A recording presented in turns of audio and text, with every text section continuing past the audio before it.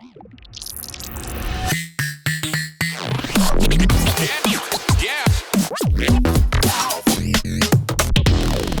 guys, Slynk here with another tutorial, and lately I've been thinking about warping and time stretching in Ableton. What do all these options do, and how can I use them to my advantage? I think a lot of people don't really understand the algorithms for time stretching and warping inside of Ableton, so I'm going to do my best to explain how they all work. So basically we've got this drum beat here, it's 100 BPM, we've got our tempo set to 100 BPM, let's hear what it sounds like.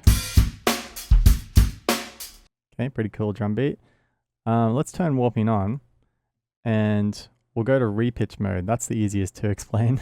So repitch mode will basically just repitch the sound to match the tempo. So imagine you're just speeding up a record faster to reach the right tempo. So if we set the tempo to 200 BPM, now it sounds like that. 50 BPM,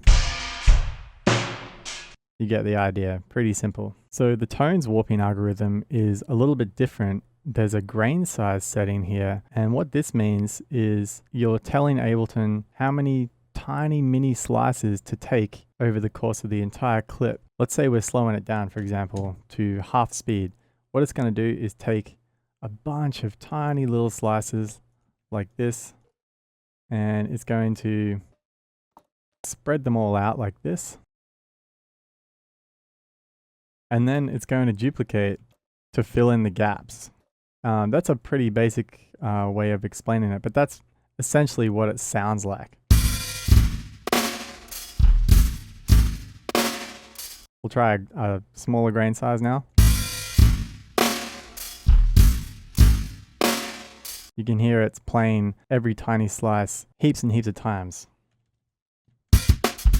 And there it's kind of like deleting tiny sections, so it's almost as if we went through and deleted a bunch of tiny slices and then squeezed everything together to match the right tempo. So that's tones. Tones is probably best used when you're trying to warp a sample that has polyphonic kind of elements, you know, like a chord or a pad or some strings or something like that. It will sound pretty decent. And if you play with the grain size, you can really get some nice results with that. Now, texture mode is pretty much the same, except there's an extra option here called flux. When you set this up really high, it introduces some randomness to these grain sizes. So it's cutting it up, but it might cut it up at, you know, varying random lengths and sizes and kind of overlap them a little bit to try and help smear the sound and fill in those gaps that we create by slowing the sample down. And, you know, when we're speeding it up, it'll do the same thing, basically cutting pieces out and at varying lengths, depending on how high you've got the flux set. I believe if you set the flux all the way to 0, it's going to sound exactly like tones, maybe a little different. Not much to say there with the texture, basically the same as tones. I think it's best used when you have a monophonic sound, so maybe a guitar solo where it's just all one note or something like that. A sax solo might be really nice to use texture with if you're really trying to stretch or compress the length of the audio file. Let's just have a listen to what it sounds like, I guess.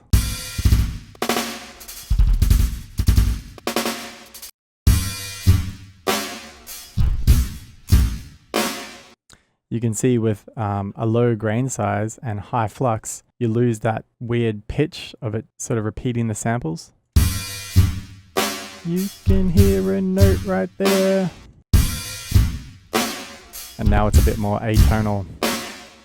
Pretty interesting. I really like using this feature. And an added bonus, you can automate this on the clip. You can get some pretty wild sounding stuff if you automate the grain size.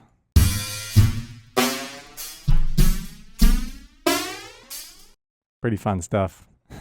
So let's take a look at beats mode now. This is the best for warping drum beats, obviously. And the way it works is it will just take big cuts in the sound, kind of like this.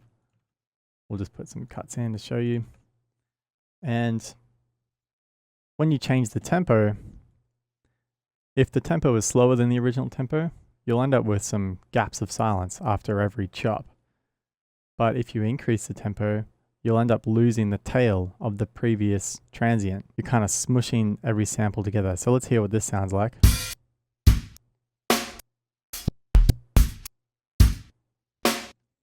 And then if I smush them together, you can see I'm really losing the tails on those sounds. But there's a few other options to consider here. One is the preserve option here, and This will just tell Ableton where to make the cuts. So if it's set to transient, it will create a cut for every grayed out transient marker or pseudo transient marker that you have, and also the yellow ones too. So if I put a transient marker there, it will also create a cut there. You can hear the extra cut there. And then if I remove that. So it's really important when you're using Beats mode with the preserve transient option to make sure that you have all your pseudo transients and yellow transients in the perfect location for that nice clean cut. But you can also choose a lazier option, like just a beat division like 1/16. Let's try that out. 1, 2, 3, 4, 1, 2, 3, 4. So it takes a cut every 16th note. If we set this to 30 seconds. Transient is definitely the best way to go if you want some really nice, accurate warping. Now, the other option down here is the transient loop mode. These two options down below, the forward and forward back arrows, will turn the looping mode on. This one at the top is looping mode off. When it reaches from one transient marker to the next transient marker, it will just play that, and then whatever silence needs to happen before the next transient marker happens. But if I set this to forward looping mode, it will actually try and fill in the gap of silence by playing the beginning of the sample again. So check this out. Let's turn the tempo down even lower. You can hear the sample just re-triggering from the beginning. Honestly, it doesn't sound that great. If you are going to use a looping mode, I think you're better off using the forward-backward option. So instead of it re-triggering from the beginning of the transient every time, it will alternate between going from the beginning of the transient to in reverse back to the beginning. So it kind of sounds like this. So this works good if you just go down, say, 10 BPM or so. But I always find it kind of muddles up the transients a little bit. So moving on from that, if we turn the looping mode back off again, there's also the transient envelope. And this is really cool. What this will do, depending on how low you set this number, it will create a fade between each transient, and it will get tighter and tighter and tighter until it's almost just a little click.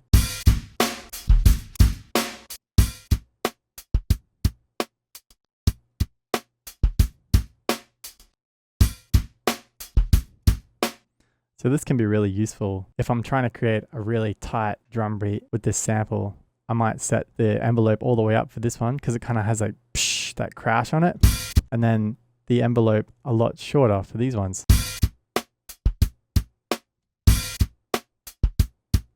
And then you could apply some reverb or whatever to flesh out the sample a little bit. But that's basically Beats mode. I use Beats mode whenever I can because it doesn't destroy or mess with the audio whatsoever. It's simply taking cuts in strategic locations, and if you turn looping mode off, it's not adding anything, it's not taking anything away. So it's the highest quality of time stretching that I know of. It's just an issue of what to do with the gaps of silence in between the samples. If I'm using it to speed up a sample, it works fantastically because there's never a gap of silence and it just goes real smooth. I can go as fast as I like. If I try tones mode, for example, you can hear it kind of destroys the sound a bit. Doesn't sound as tight and clean. So let's take a look at complex mode, which is an extremely complex algorithm. It's kind of similar to tones and texture in a way where it takes a ton of tiny slices, but instead of just kind of squeezing them together and overlapping them on whatever, giving you a lot of temporal distortion and smearing, complex attempts to avoid temporal distortion and smearing by converting the audio from the time domain into the frequency domain, capturing what frequencies are present in each slice. And the company that come up with this algorithm is Z-Plane, and Ableton licensed this algorithm from them, and you can download the manual and see how it works. It's pretty crazy complex, but basically from what I gather, they use a technique called fast Fourier transform, or FFT for short. And I looked that up And there is a ton of math going on here to convert it from the time domain to the frequency domain. And then there's even more math here, and it's very complex subject. But basically, from what I understand, it gives you a map of frequencies that are used in each of those tiny slices. Using that map, it can kind of use the complicated mathematics in the algorithm to estimate what kind of frequencies you need to insert to keep the audio file at its original pitch. It sort of like takes a look at each neighboring slice and uses that to help estimate. And all of this is done while taking into consideration the warp markers. So it's actually an incredible warping algorithm. So let's take a listen to what it sounds like. This is the original. Let's go down to 50.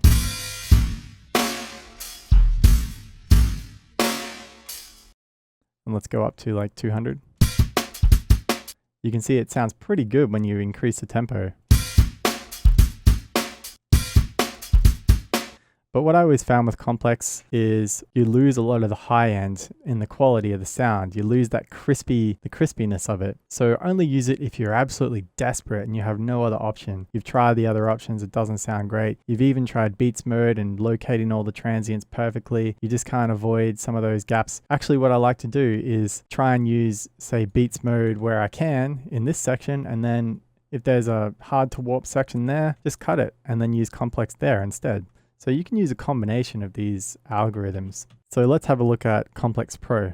So I've dragged in a vocal sample. 1, 2, 3 into the 4. That's what it sounds like. Let's pitch it up. 1, 2, 3 into the 4. We've got some chipmunk action going on. Let's pitch it down. 1, 2, 3 into the 4.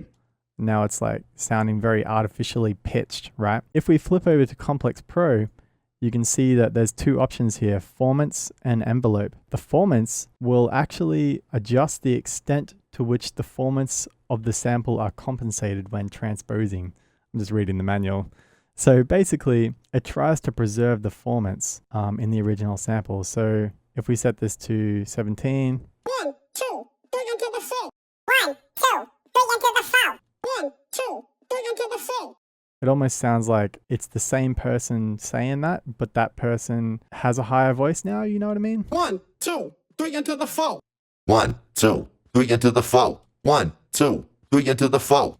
Let's compare that with complex. 1, 2, 3 into the 4. 1, 2, 3 into the 4.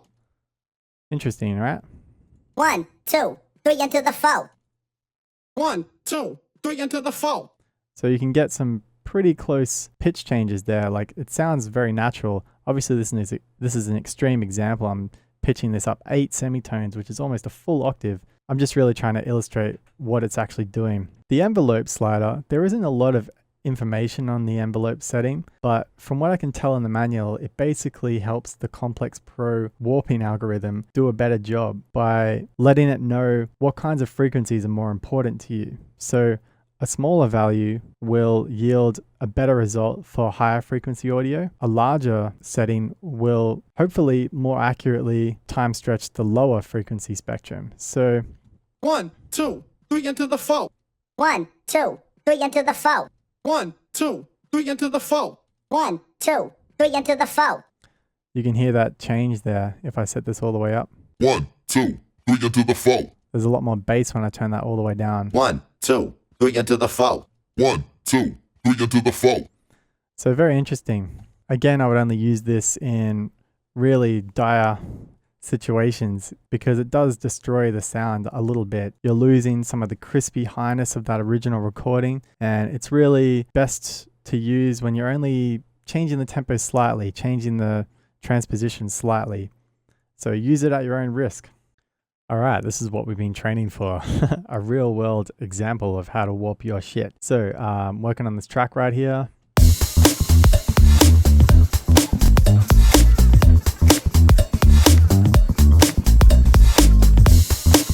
And my friend has just sent me some guitar and it sounds like this.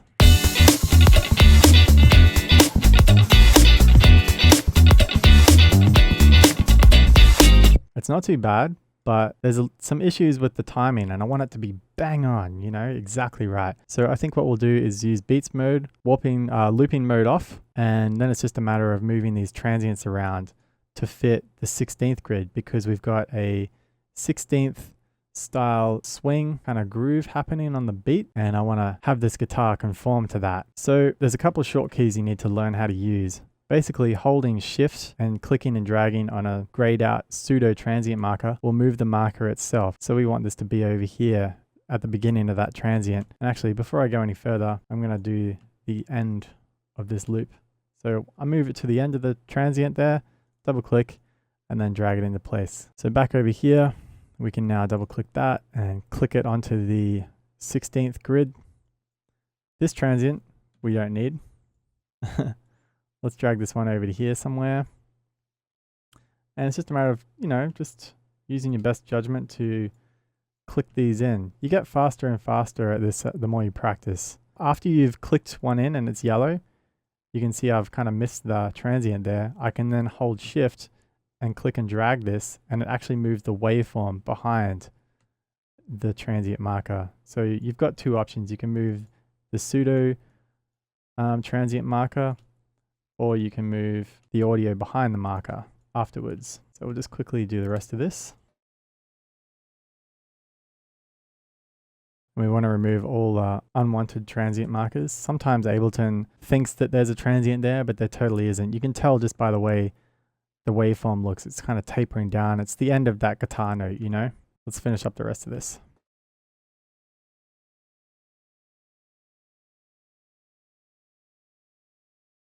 Okay, so now we've got a transient marker for all of the transients. Let's see what that sounds like.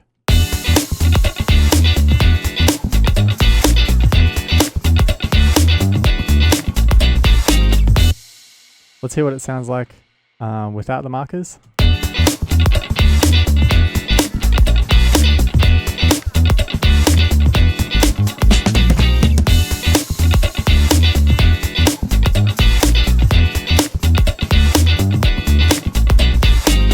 Definitely a lot tighter, but check this out. So once we've put all these warp markers in, we can then apply a groove to it.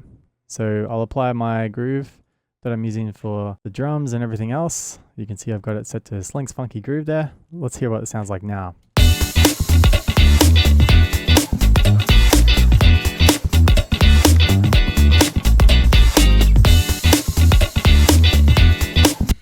And obviously there's going to need to be a little bit of adjustment here. I think this one's a bit too early. We can just move that over there.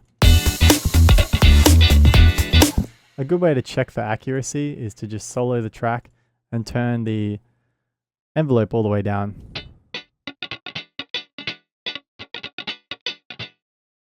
And then you can hear if you've got any transient markers in there that don't make any sense. Like maybe we don't need that one actually. Yeah, that sounds pretty good. Turn that back up. Yeah, that does sound a lot better without that transient marker there. So why am I using beats mode and putting all these markers in manually? Why don't you just use complex mode or something else? Well, let's compare the quality. So I'll use the same warp markers and let's try complex versus my beats mode. So beats mode.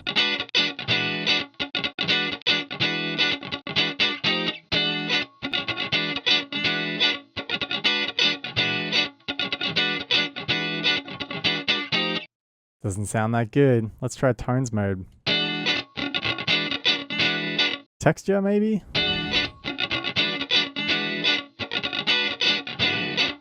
Complex Pro? Just sounds the same as complex. We're not changing the transposition or anything, so the formants and the envelope doesn't really do much. Like there's a few issues there, but the sound quality is just so much higher. Like there's a bit of a gap between these two transients. So what I might do is cut it here and then just set those to complex. And you can't even notice. Having two hits on the guitar that sound a little muddier than the rest is better than having them all sound terrible. So Hopefully this video has helped clear up any misconceptions or myths or just confusions around any of the warping algorithms in Ableton, and you can use each warping algorithm to its strength and know its weakness as well and get it to sound just right. It's one of my biggest pet peeves when I hear a song on Beatport or Juno Download that clearly has the most awful warping artifacts. Because like when you drag in an audio file, the default settings are beats mode, preserving transients, and loop mode back and forth, and it sounds like this.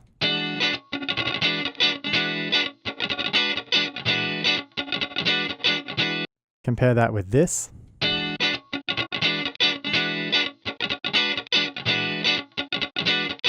If you're not paying attention to warping algorithms, you're a complete amateur producer, and I can tell right away. I can hear it in like so many songs online. So get good at warping and make your song sound better. Peace.